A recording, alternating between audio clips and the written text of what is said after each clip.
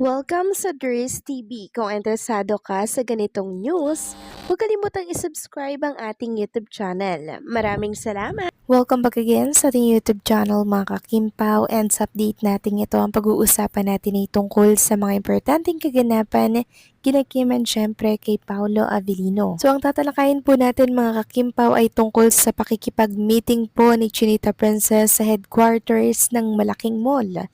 Para saan nga kaya ito?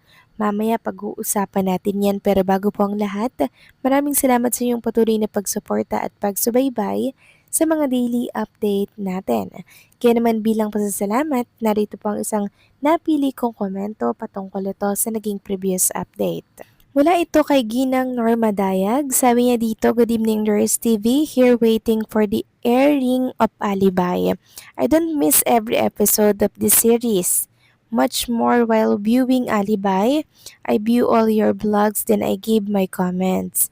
And this is it, that Kimmy is not present at Showtime cause they lack taping of Copino. Wow, another blockbuster series to watch, kaya seniors like me just take our beat to combat stress and puyat.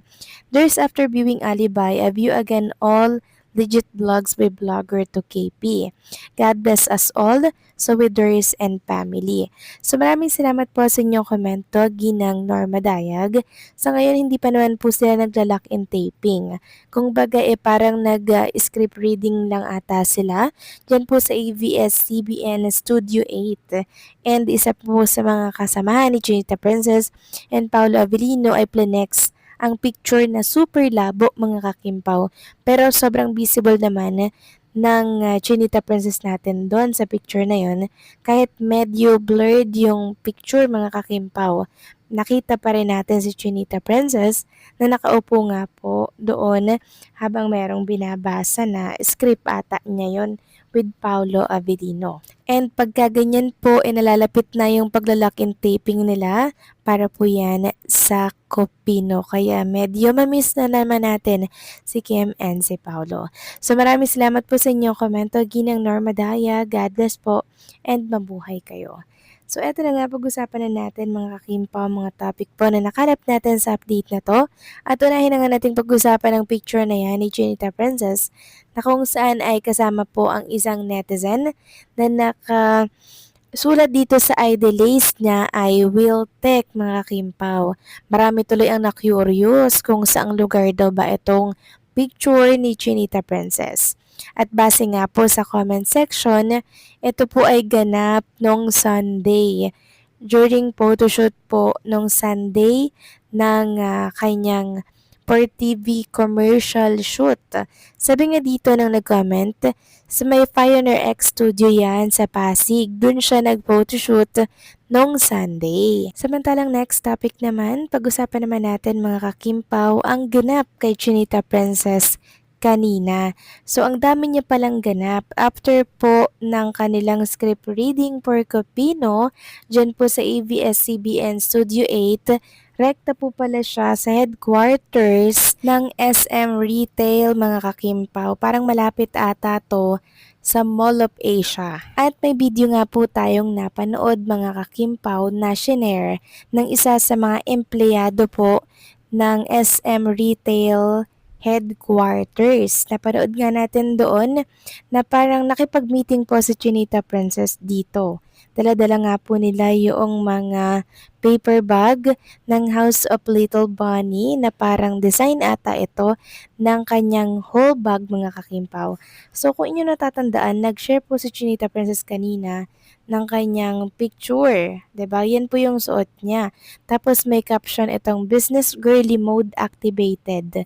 Can't believe what just happened. So parang naiisip ko dito mga kakimpaw, nakipag-ugnayan po siya sa SM Retail. Ibig bang sabihin nito ay yung mga House of Little Bunny niya na bag ay mabibili na rin po natin sa SM kasi nakipag-ugnayan po siya dito po sa headquarter ng SM Retail eh. So isa lamang po yung naiisip natin dyan. So magkakaroon marahil ng pwesto itong House of Little Bunny sa mga SM store, mga kakimpaw, like sa department store. Magiging parte na rin po ang House of Little Bunny na bag ng SM. So, very accessible na po to mga kakimpaw, 'di ba? Para po sa lahat, hindi na po sila mag-order through online kasi pupunta na lang tayo ng SM. Tapos pwede na tayong makabili mga kakimpaw. So, mas lalakas po ang House of Little Bunny na business ni Chinita Princess. Kaya pala sabi niya, can't believe what just happened. Mas palalawakin niya po pala yung kanyang business, yung sakop ng kanyang business. Kasi limited lang po talaga yung store ng House of Little Bunny mga kakimpaw dito po sa Pilipinas. Parang mabibilang lang po natin, 'di ba? Eh kung ilalagay nito sa SM, grabe mas lalakas at mas lalaki ang income ni Chinita Princess nito. So mabuti na lang naisip niya 'to mga kakimpaw, no?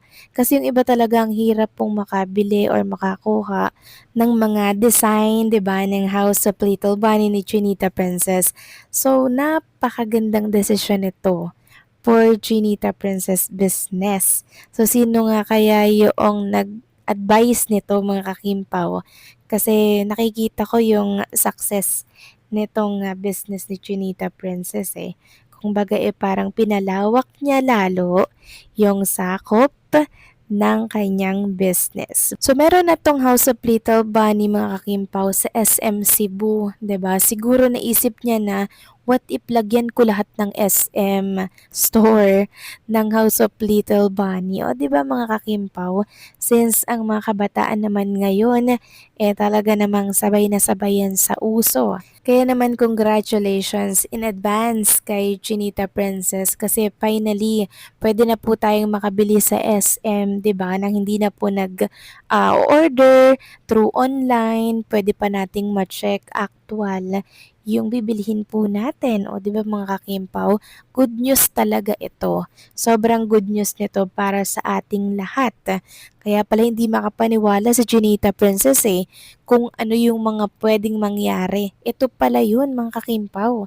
Nakipag-meeting na po pala siya sa SM Retail Headquarters para mas mapalawak pa ang sakop ng kanyang business. Good job, Junita Princess, and advance congratulations. Mas lalo tong sisikat mga kakimpaw pag nag-start na nga po ang Cupino this November. Kasi syempre, mas lalong magte-trending yung business ni Junita Princess dahil dito. Sabi nga po dito ng isang fan sa X, kapag nag-start na mag-shooting ang Kim Pao couple sa Korea, lakas ng feeling ko talaga nasisikat lalo ang whole bags ni Kimi kasi napaka-elegant, ang ganda ng quality kasi pulido sa tahe at parang luxury brand style niya. So abangan natin mga Kimpaw ang magiging announcement nito, yung kanyang pakikipag-meeting sa headquarters ng SM. So kayo ba mga Kimpaw, anong masasabi ninyo dito? Please comment down below.